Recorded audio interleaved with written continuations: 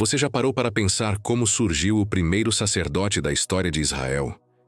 Hoje vou te contar a extraordinária história de Arão, um homem que nasceu escravo e se tornou o primeiro sumo sacerdote do povo hebreu. Arão, o primeiro sumo sacerdote de Israel. A sombra e a glória.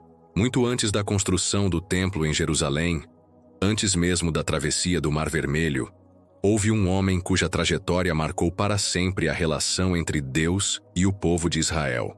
Seu nome era Arão, irmão mais velho de Moisés e primeiro sumo sacerdote da história hebraica. Sua vida foi marcada por contrastes: fé e fraqueza, glória e vergonha, silêncio e intercessão. Ele viveu entre a liderança de seu irmão e o altar de Deus, representando o elo entre o povo e o sagrado. Nascido na escravidão, Arão nasceu no Egito, em uma época sombria. Era filho de Anrão e Joquebede, ambos da tribo de Levi, uma linhagem designada posteriormente para o serviço sagrado. Naqueles dias, o faraó do Egito havia decretado a morte de todos os meninos hebreus recém-nascidos, temendo o crescimento do povo de Israel. Arão, no entanto, nasceu antes desse edito cruel.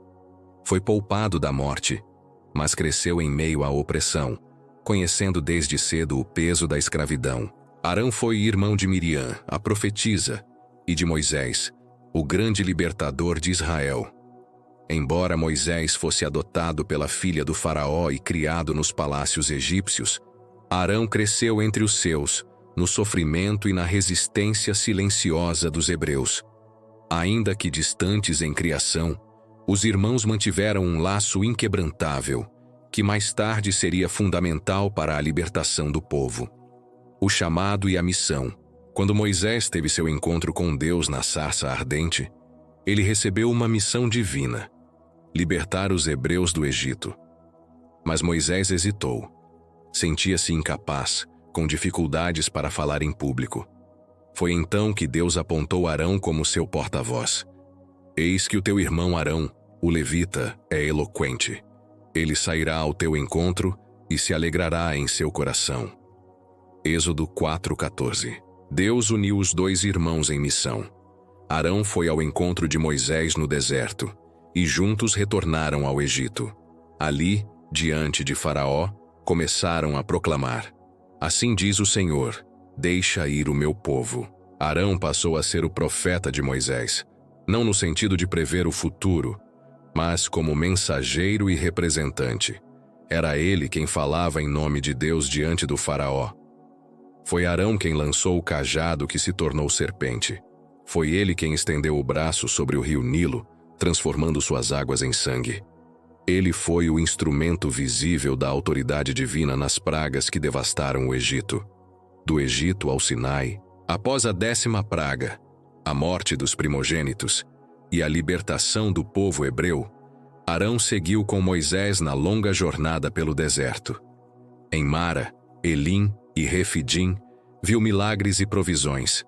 No Monte Sinai, testemunhou o momento mais sagrado da história de Israel: Deus entregando sua lei ao povo escolhido.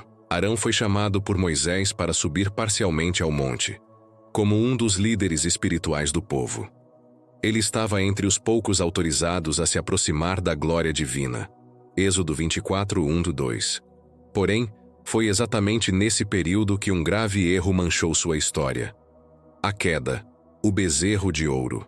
Enquanto Moisés permanecia no alto do Sinai, recebendo as tábuas da lei diretamente das mãos de Deus, o povo hebreu ficou impaciente. Temendo que Moisés não retornasse, exigiram de Arão um Deus visível. Cansado da pressão popular, Arão cedeu. Ele recolheu brincos de ouro do povo e moldou com suas mãos um bezerro de ouro, declarando: Este é o teu Deus, ó Israel, que te tirou da terra do Egito. Êxodo 32:4. O povo celebrou em idolatria. Danças, gritos e sacrifícios profanaram a aliança recém-firmada com Deus. Quando Moisés desceu e viu a cena, irou-se, quebrou as tábuas da lei e confrontou Arão. Este tentou se justificar, mas não pôde negar sua participação.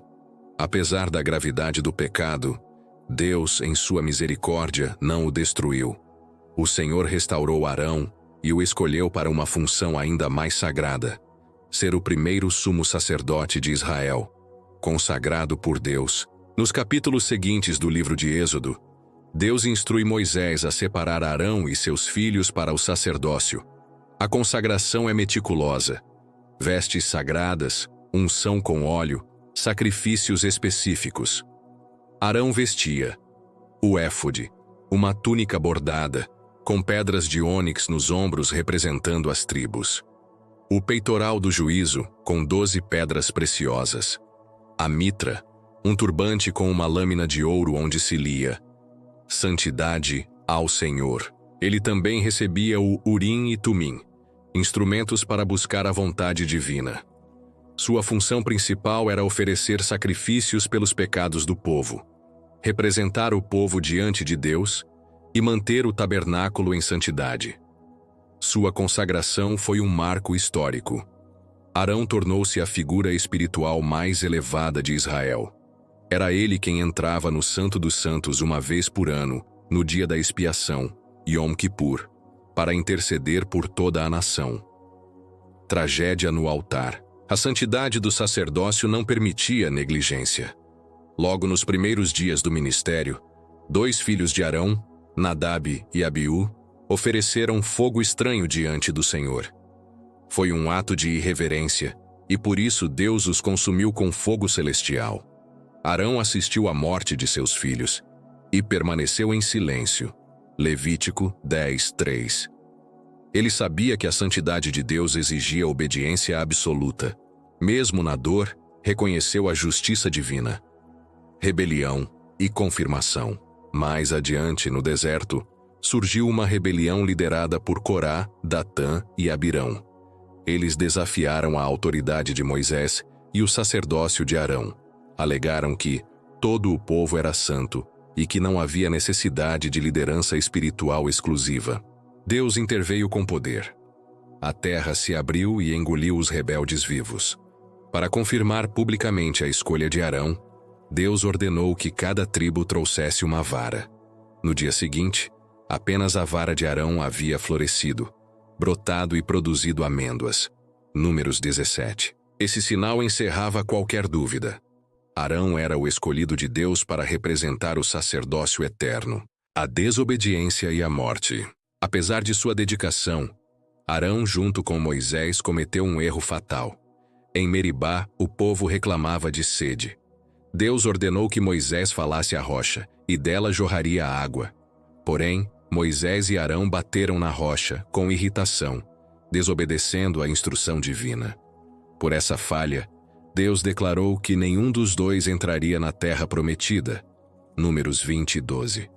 Pouco tempo depois, Deus ordenou que Arão subisse o Monte Hor, junto com Moisés e seu filho Eleazar.